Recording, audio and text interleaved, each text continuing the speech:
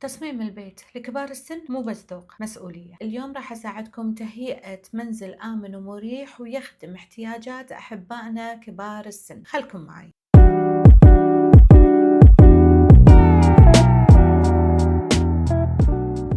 مرحبا، أنا أنفال العبيدلي مالكة شركة استاتيك ديزاين لتصميم الديكورات الداخلية. متابعة فيديوهاتي راح أساعدكم بحل مشكلاتكم في التصميم الداخلي، وأنا أضمن لكم أنكم توصلون لأفضل نتيجة ممكنة. كبار السن يحتاجون للأمان والراحة، فخلونا نحتويهم من خلال تصميمنا وتهيئة المكان المناسب اللي يخدم احتياجاتهم داخل المنزل.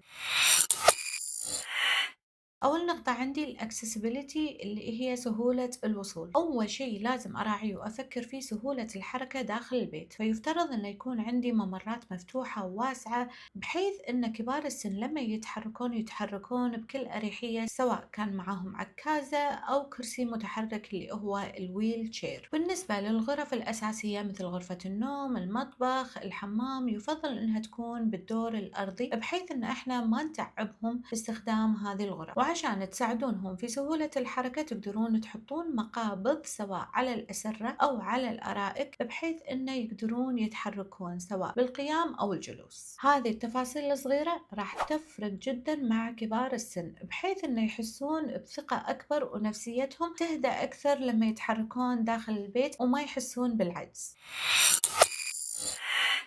اختيار الأرضيات المناسبة. ممكن تكون الأرضيات خطرة جدا على كبار السن في حال إن احنا اخترنا الأرضيات بشكل خاطئ، وخصوصا الأرضيات الزلقة مثل الرخام والسيراميك اللامع، لأنها تزيد وترفع من احتمالية السقوط، وهذا خطر جدا على كبار السن. فالبديل عندنا لكبار السن الخشب المعالج، يفضل إن احنا نستخدمه بحيث إنه نقلل من مخاطر السقوط والانزلاق لكبار السن. بالنسبة لي كمصممة داخلية أنا أفضل الموكيت، لأن الموكيت يخدمنا في حالات كبار السن بحيث إنه يحافظ على كبار السن من خطر الانزلاق ويعطي شعور جدا دافئ بالنسبة لأطرافهم.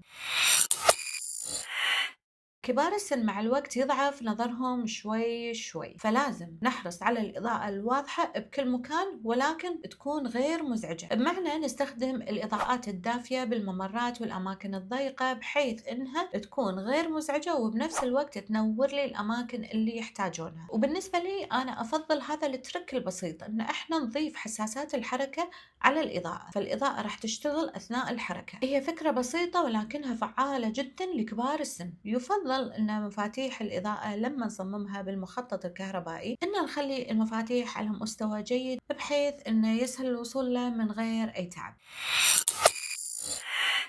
الحمام ممكن يكون أخطر غرفة بالبيت لكبار السن، فيرجى أن يكون الحمام أكثر مكان آمن لكبار السن. من أهم الشغلات اللي لازم نراعيها حتى يكون الحمام مكان آمن لكبار السن تركيب قضبان دعم عند البانيو أو مكان الدش، وأيضا بجنب المرحاض. وضروري جدا نضيف كرسي داخل الحمام في حال كبار السن يحتاجون للجلوس أثناء الاستحمام. وأيضا نستخدم أرضيات مضادة للانزلاق للحفاظ على كبار السن من السقوط.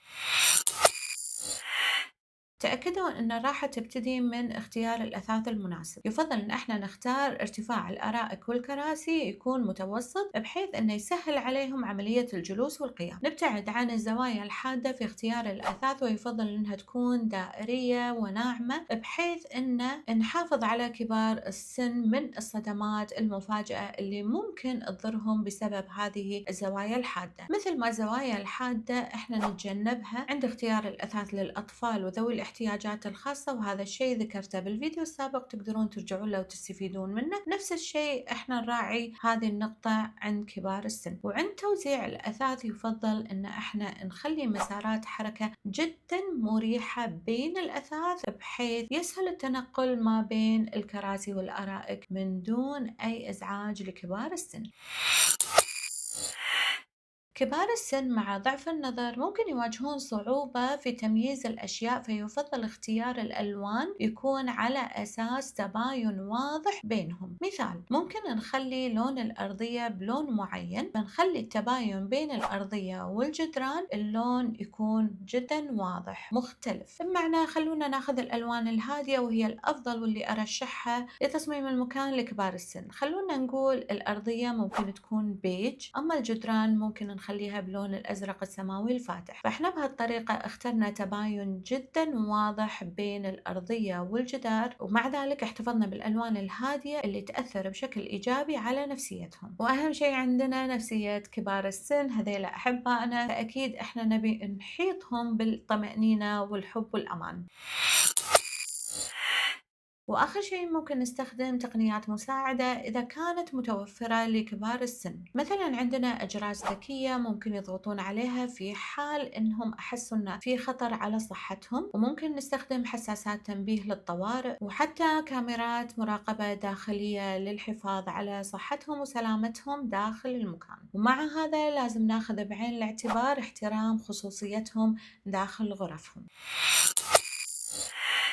وختام الفيديو أحب أقول لكم إن الموضوع مو بس شكل ولا ديكور، الموضوع إنكم تصممون بوعي وحب واهتمام، فتأكدوا إن كل تفصيلة صغيرة من التفاصيل اللي أنا ذكرتها راح تسهل عليهم حياتهم وتحسسهم بالطمأنينة والاستقرار والحب، وبنفس الوقت راح تكونون محافظين على سلامتهم النفسية والجسدية. لا تنسون ترجعون للبلاي ليست الجديدة اللي فيها تصاميم كلها حب ووعي. باي.